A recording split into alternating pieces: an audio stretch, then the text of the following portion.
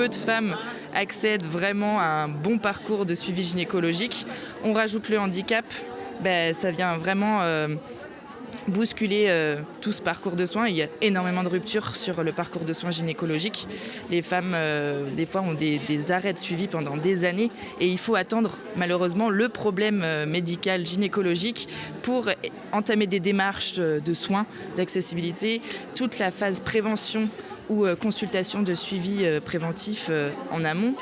Ça, malheureusement, c'est pas forcément toujours effectué, quoi. Ils ont tellement de rendez-vous médicaux en lien avec leur handicap. Par exemple, si c'est une maladie neurodégénérative, ils ont d'autres suivis, une accumulation de suivis médicaux autres que la gynécologie va peut-être passer vraiment après. En fait, c'est des parcours de soins qui, à mon sens, souvent ont été mis de côté, alors que ça fait partie des soins directs. On pourrait tous avoir un suivi, on l'espère, gynécologique en temps et en heure quand il y a besoin, et même avant qu'il y ait besoin, en fait.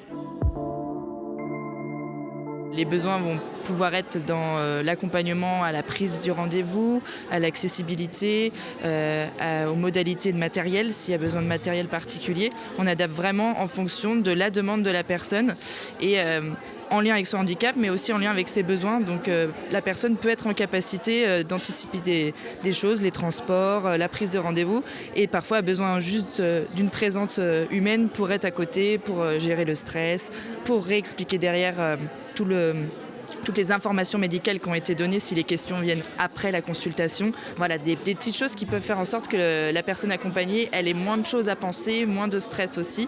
Et ça, c'est anticipé. L'accueil est fait aussi directement quand ils ont un rendez-vous. Ils n'ont pas à attendre, à se rajouter ce stress qu'on a tous quand on a des rendez-vous médicaux. Oui, concrètement, c'est ça, parce qu'on a eu des demandes. C'était par exemple, moi je veux retourner consulter un gynécologue. Ça fait tant d'années que je n'ai pas vu de gynécologue. Pourquoi ? C'était parce qu'il y a le handicap, il y a l'isolement, il y a les difficultés de déplacement par exemple. Et grâce à ça, nous on vient réexpliquer, dédramatiser aussi tout ce qui est pris en soins. Il y en a beaucoup quand même qui se sentent abandonnés un peu par la médecine, isolés. Donc nous on vient réassurer là-dessus, on fait tout un travail de dédramatisation et en lien avec HandiSoin pour s'adapter au mieux avec les praticiens. Et plus en fait ils vont pouvoir aller en consultation et se sentir entendus, écoutés, plus ils vont être à l'aise pour d'autres suivis, que ce soit gynécologique ou autre. En fait, ils vont se réassurer et pouvoir poursuivre tout leur parcours de soins qu'ils souhaiteraient avoir en fait.